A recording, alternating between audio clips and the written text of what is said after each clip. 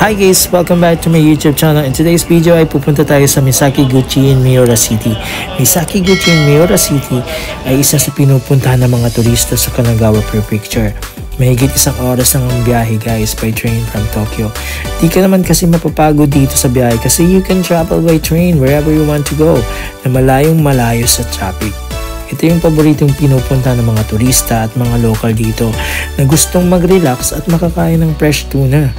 Tulad ko guys, pang-apat na punta ko na dito.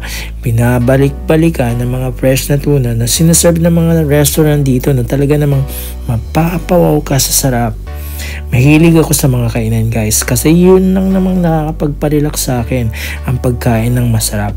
Bukod sa makakain ka ng fresh at masarap na tuna, pwede ka pumunta sa mga tourist spot gaya ng Jogashima, Orari Seafood Market at iba pa kasi may nabibiling ticket na nakaset na sa bus for ride all you can.